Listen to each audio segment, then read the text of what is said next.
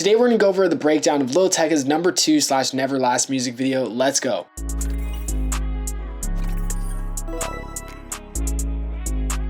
My name is Evan Wynn, welcome to 11% Tutorials. Let's jump right into this breakdown of how this music video was made. So first up, shout out to Jordy.com. He absolutely killed it with the visuals on this. Not only does it not look cinematically beautiful, but it also has a bunch of cool, low-key, minimal effects that just make the music video stand out and add some spice to it. Starting off with my favorite effect from this music video is this little like jump teleportation warp that they have going on right here. I think it just looks really cool and it's a really simple effect to create, and we can actually make it inside of Premiere Pro. We're gonna go ahead and recreate this effect. I've just made a simple cut from this clip of him standing in the back and this clip of him standing in the front. There's no effects. I basically just edit out the effects because we're gonna make them ourselves. What we're first gonna do, we're gonna have to actually make this little warp. If you look at it, it's really only about 1, 2, 3, 4, 5, 6, 7, like 7 frames really of actual effect. So what we're gonna do to create this is we're just gonna go ahead and come over here to right in between the cut. We're gonna go 1, 2, 3, 4 frames after, make a cut there, and then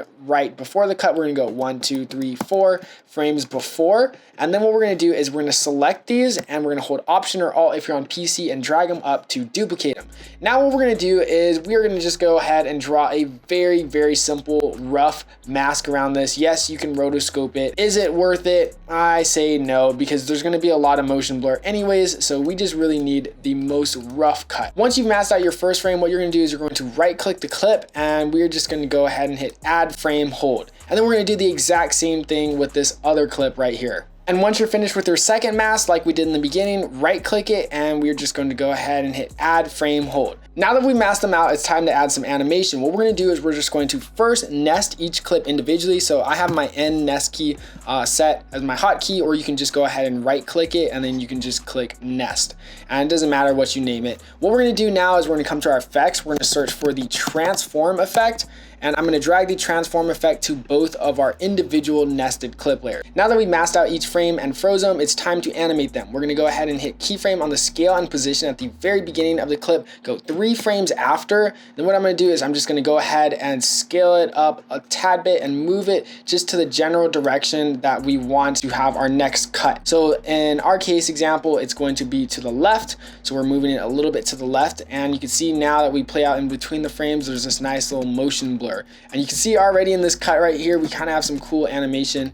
And then now let's go ahead and just do the exact same thing for the other frame. What we're gonna do now, instead of hitting the keyframe of the position and scale at the very beginning, is we're gonna hit it at the very end of this clip right here. Let's drag it to the end. We're gonna go 3 frames before. And then what I'm gonna do is I'm just gonna scale this down and move it kind of in the original direction that we had that last cut. So now what I'm gonna do is I'm just gonna go ahead and cut to the frames with some motion blur right here. So I'm just gonna decrease those 2 frames and I'm just gonna drag this second frame. And now you can see if we play this out, boom, we have this like nice little quick warp effect. Now keep in mind, the faster and less frames you do it, like the better this effect is gonna look. And now what's gonna totally clean this up, the actual real sauce to this, is adding some camera shake. Now there's actually a couple ways you can add camera shake with the transform and actually keyframing each camera shake and movement and adding a bunch of shutter speed, angle blur, and it's kind of just a lot of work. But also I do want to let you know we just dropped our new camera shake preset pack for Premiere Pro. It's called Shake It Up V2 on our website, 11%.net. It's insane. It comes with 50 camera shakes, all made for adjustment layers. You just drag and drop. They're super easy to use. I'm going to go ahead and use one for this very effect actually. What I'm first going to do is I'm going to create an adjustment layer,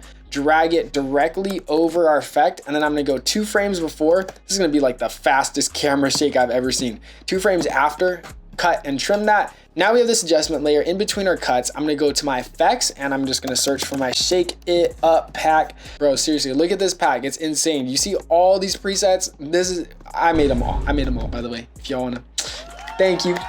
Give me a round of applause. Thank you. But yeah, all these presets right here, they're all just drag and drop, super easy to use. I'm gonna go ahead and go for a nice little hit. I'm gonna use hit 1 right here, and boom. Now you can see if we play this out, boom, we kind of have this camera shake and the like warp effect, and it looks just kind of really cool, I'm not gonna lie. One last thing to spice it up, they actually use this in the music video, is they actually have some like fire embers, I think, which is pretty cool. So I just downloaded this like free video off of YouTube, and I'm just gonna go ahead and change the blending mode to linear dodge add, and now you can see once we play this out, boom, there's like some fire embers with the effect. I think it looks pretty cool if you ask me. Here's the final effect.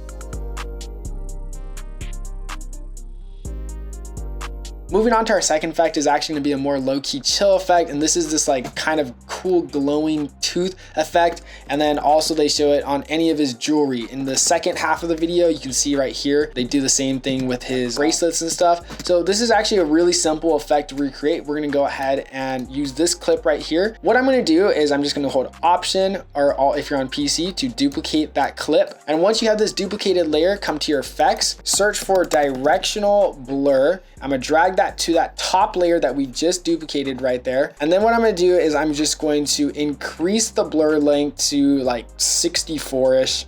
And I'm gonna change the direction to 45 degrees. Then I'm gonna go ahead, watch very carefully, hold Option or Alt, duplicate the layer with the motion blur one more time. And then what I'm gonna do is I'm gonna change the directional blur to -45 degrees. Change both of their blending modes to screen. And then I'm just gonna go ahead and select both of them and nest them. And now you're gonna see it kind of disappear. The effect is gone, but don't worry, we can just go ahead and change it back to linear dodge add, and we have that same glowing star filter effect. This effect, by the way, can be created like IRL with using an actual star filter lens, which you use for cameras. I actually think I have one second. Yes, I do. This right here is a star filter, and you can see on the angles, there's like some actual very small minor cuts, and that creates this cool looking star filter effect. That's how you can do it in IRL, but we're gonna be making it virtually in Premiere. So now once we have this star filter effect, I'm just gonna go ahead and click on my opacity, click the pen tool for my masking, and I'm just gonna go ahead and draw a simple mask directly around his jewelry and all the areas that I want to glow.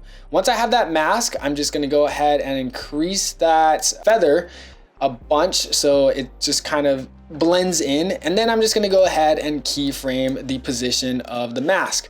Just keep dragging it to the area you want throughout your scene, and voila, just like that, we have this nice star filter glow effect on our jewelry right here. You can go ahead and of course increase the mask expansion if you want it to be larger, and if you want to blend it in even more, you can just go ahead and decrease the opacity to 0 at the very beginning, so that way it kind of like glows up literally. And just like that, boom, that looks pretty sick if you ask me. And now moving on to our third and final effect for the One minor effect I do want to mention before we move on to our third and final effect is the CRT look that they use throughout the music video. Now this is a pretty common effect that a lot of music videos use, and of course making one is pretty hard, especially if you don't have a CRT TV. I actually had to go and buy a CRT TV. I have one right there, $100 on Facebook Marketplace.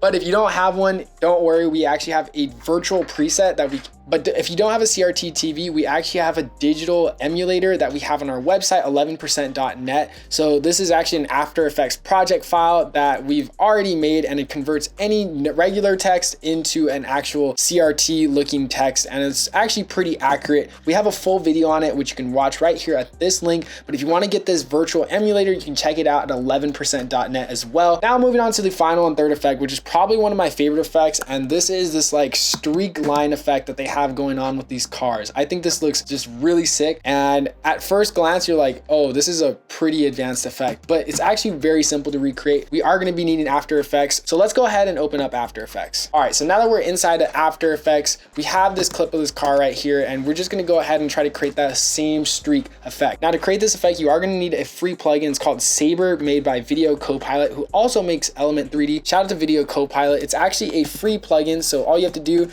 go to Google, search for Saber 2024 After Effects, or whatever year it is, and you can see right here on their website, 100% for free. Just download it if you have Apple, Windows, and just restart After Effects and it should be there. Now once you've downloaded Saber, you can go ahead and search it up in your effects panel, and it should be right there.